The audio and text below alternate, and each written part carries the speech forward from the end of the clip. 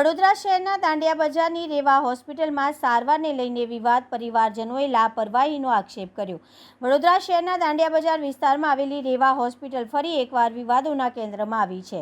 હોસ્પિટલમાં સારવાર હેઠળ રહેલા એક દર્દીના પરિવારજનોએ તબીબી બેદરકારીના ગંભીર આક્ષેપો સાથે ભારે હોબાળો મચાવ્યો હતો। પરિવારજનોના જણાવ્યા મુજબ દર્દીને સમયસર અને યોગ્ય સારવાર આપવામાં ન આવતા તેની તબિયત વધુ લથડી હતી અને હાલ તેની સ્થિતિ ગંભીર હોવાનું જણાવવામાં આવ્યું છે।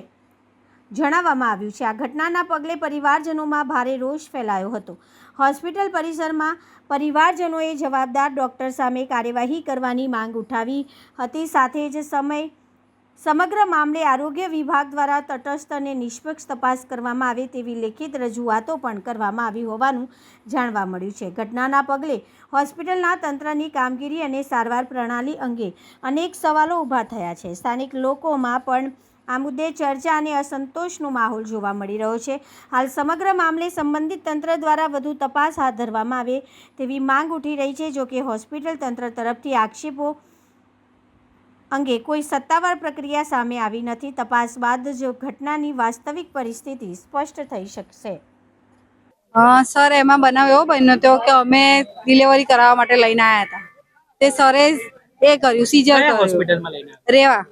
ત્યારબાદ શોધવાનું તેમાં થયું, અમે પરોઢિયે 3 વાગે આવ્યા હતા તો 3 વાગે એવું કીધું કે અમને સીઝર કરવું પડશે, દુખાવો થાય છે એટલે સીઝર તાત્કાલિક કરવું પડશે। તો અમે એગ્રી થયા કે ચલો ભાઈ કરી નાખો।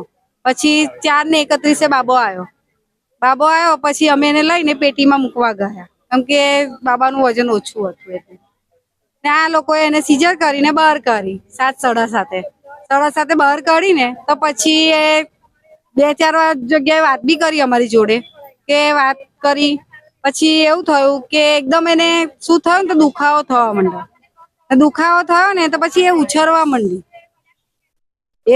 માંડી ને એને બ્લડ બંધ થતું જ નતું। હવે આ લોકો શું કર્યું ને અમને ખબર નથી।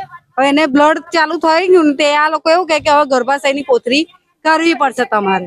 તો અમે એ બી એગ્રી થઈ ગયા કે ચલો એ બી કરી નાખો તો આ બ્લડ નું જાય। પછી કે હવે કે બ્લડ ચડાવવું પડશે કે બ્લડ ચડાવ્યું તો અહીંથી ચડાવતા હતા ને અહીંથી એને નીકળી જતું હતું। બસ આ બનાવ બન્યો છે અમારી જોડે। હા, ડોક્ટરની બેદરકારી છે જ ને અમને એને છોકરીને થયું ને તો અમને જાણ કરી નથી ડોક્ટરનું બેનનું પલ્લવીબેન। મારી એવી માંગ છે કે મારી ભાભીને ન્યાય મળે અને અહીંથી પછી અમને સિદ્ધિમાં મોકલ્યા કે આ બેનને એમાં વેન્ટિલેટર પર રાખવા પડશે અને એમાં રાખવા પડશે।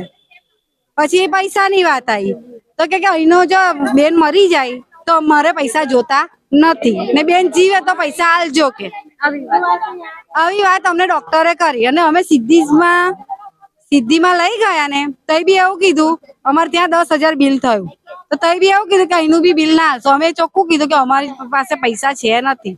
સિદ્ધિ વાળા એવું કીધું કે તમારે 1 દિવસનો ખર્ચો 60,000 રૂપિયા થશે। તો અમે ત્યાંથી પછી અમે અહીં લઈ જવાનું કીધું SSG માં આ ડોક્ટર નું એ તો જોઈએ લેટર પેડ તો અમે એમને લેટર પેડ માટે બોલાયા હતા કે ના કે SSG માં લઈ જશો ને તો કે બેનને મરેલા જ આવશે કે કઈ જીવવાના નથી।